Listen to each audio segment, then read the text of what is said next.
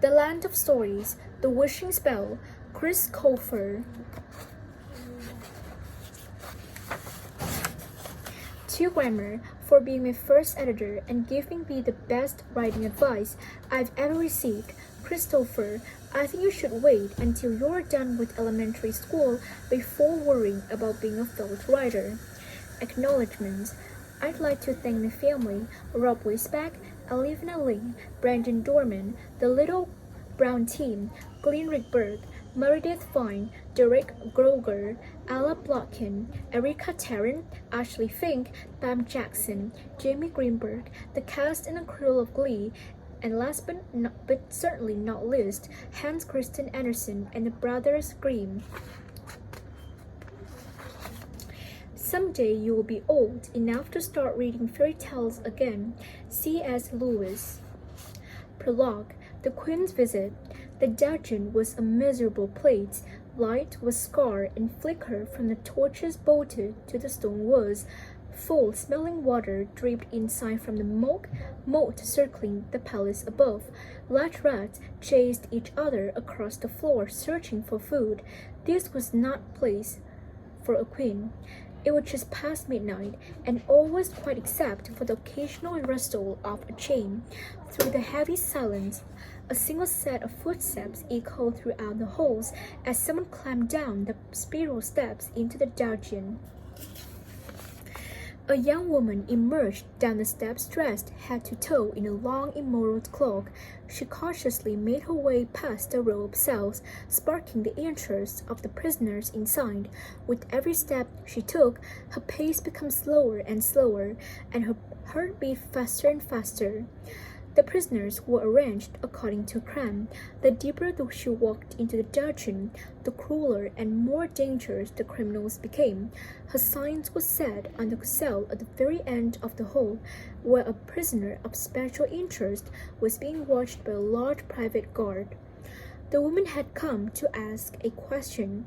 It was a simple question, but it consumed her thoughts every day, kept her lying awake most nights, and was the only thing she dreamed about with the little sleep she managed. Only one person could give her the answer she needed, and that person was on the other side of the prison bars ahead. "I wish to see her," the cloaked woman said to the guard. "No one is allowed to see her," the guard said, almost amused by the request. "I'm on strict order from the royal family." The woman lowered her hood and revealed her face. Her skin was as pale as snow, her hair was as dark as coal, and her eyes were as green as a forest. Her beauty was known throughout the land, and the story was known even beyond that. "Your Majesty, please forgive me," the stunned guard apologized. He quickly bent into an overly pronounced bow. "I wasn't expecting anyone from the palace." "No apology necessary," she said, "but please do not speak of my presence here tonight." "Of course," the guard said, nodding. The woman faced the bars, waiting for them to be raised. But the guard hesitated. "Are you sure you want to go in there, Your Highness?" the guard said. "There's no telling what she's capable of." "I must see her," the woman said, "at any cost." The guard began turning a large circular lever, and the bars of the cell rose. The woman took a deep breath and continued past them.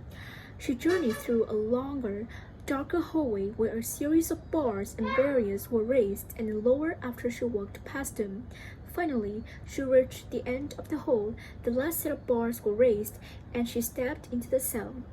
The prisoner was a woman. She sat on a stool in the center of the cell and stared up in a small window. The prisoner waited a few moments before acknowledging the visitor behind her. It was the first visitor she had ever had, and she knew who it was without looking.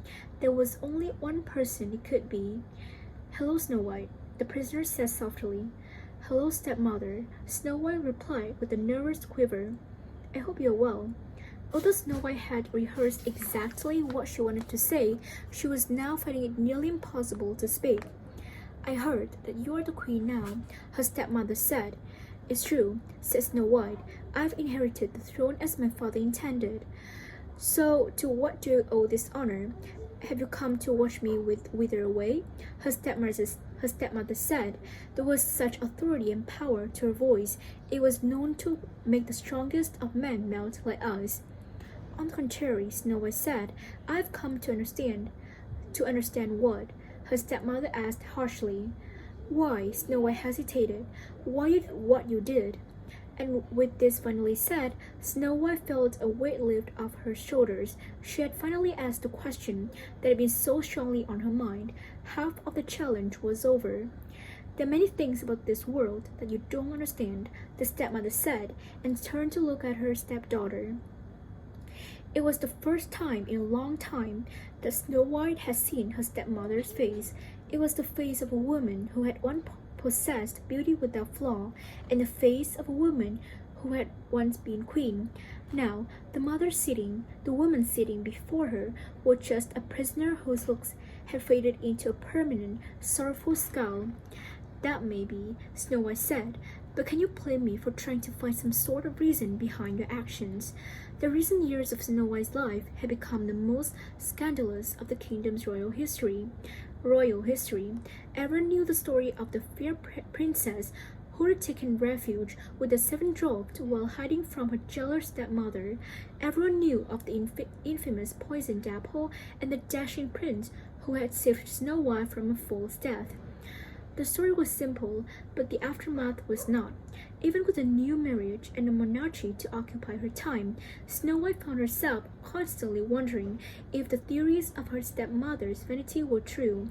Something inside the new queen refused to believe that someone could be so malicious. Do you know what they're calling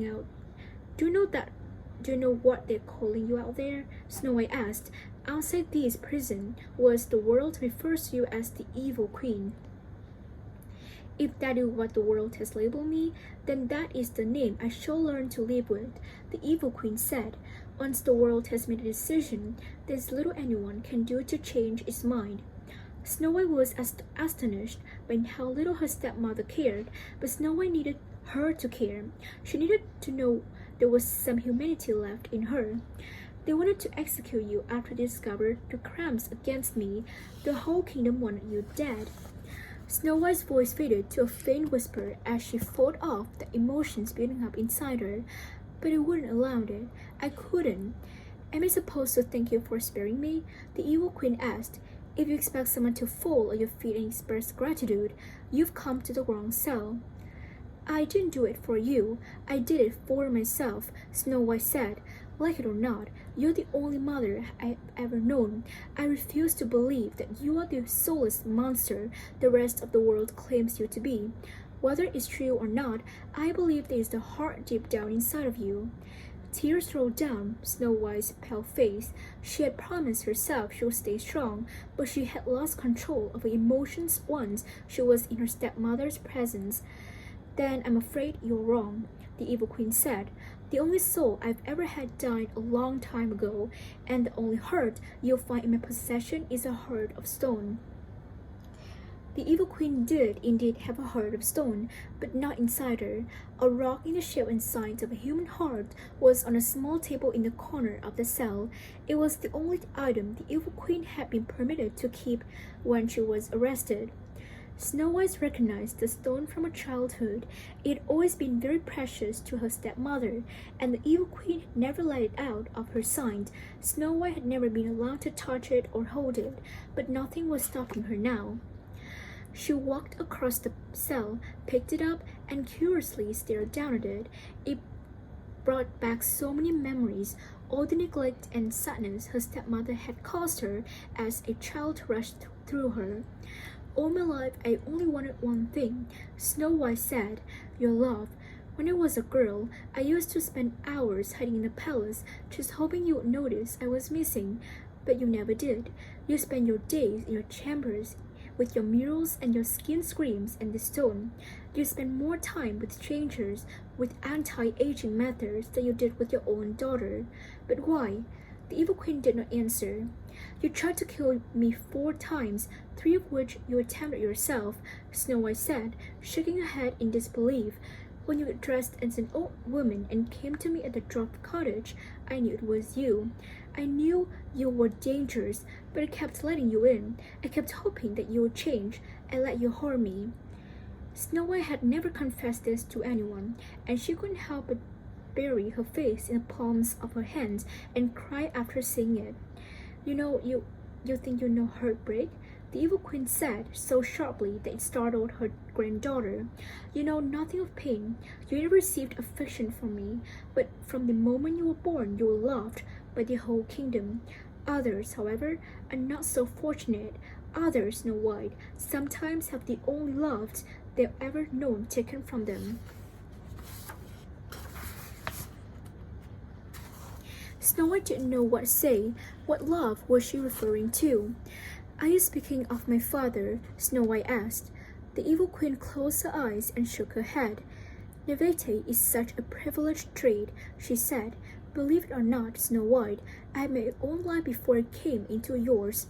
Snow White grew quiet and slightly ashamed. Of course, she knew her stepmother had had a life prior to marrying her father, but she had never considered what it had consisted of. Her stepmother had always been such a private person. Snow White never had reason to. "Where's my mirror?" the evil queen demanded. "It's to be destroyed," Snow White told her. Suddenly, the evil queen's stone became much heavier in Snow White's hand. Snow White didn't know if this was really happening or if she was just imagining it. Her arm became tired from holding the stone hard, and she had to put it aside. "There's so much you are not telling me," Snow White said. "There's so many things you've kept from me all these years." The evil queen lowered her head and stared at the ground. She remained silent. "I may be the only person in the world with any compassion for you. Please tell me it isn't going to waste," Snow White pleaded. "If there were events in your past that influenced your recent decisions, please explain it to me." Still, there was no response. "I'm not leaving here until you tell me," Snow White yelled, raising her voice for the first time in her life. "Fine," the evil queen said. Snow White took a seat on another stool in the cell. The evil queen waited a moment before beginning, and Snow White's agitation grew. "Your story will never be romanticized," she told Snow White. "No one will ever think twice about mine. I will continue to be degraded into nothing but a grotesque villain until the end of time. But what the world fails to realize is that a villain is just a victim whose story hasn't been told. Everything I have done, my life's work and my crimes against you, has all been for him." Snow White felt her own heart grow heavy. Her head was spinning, and curiosity had taken over her entire body. "Who?" she asked so quickly that she forgot to hold back the desperation in her voice. The evil queen closed her eyes and let her memories surface. Images of places and people from her past flew out from the back of her mind like fireflies in a cave. There was so much she had seen in her younger years, so many things she wished she would remembered, and so many things she wished to forget. "I will tell you about my past, or at least the past of someone I once was," the evil queen said. "But consider yourself warned. My story is not one that ends with a happily ever after." So that's the prologue of the story, and tomorrow I'll read the first chapter of this book. They'll be really amazing, to be honest, and I highly recommend it if you're into adventure and fairy tale story genre. Then this is a must read. So I'll see you tomorrow. Now it's already really late. It's like 10 a.m. I need to hit the sack. So goodbye.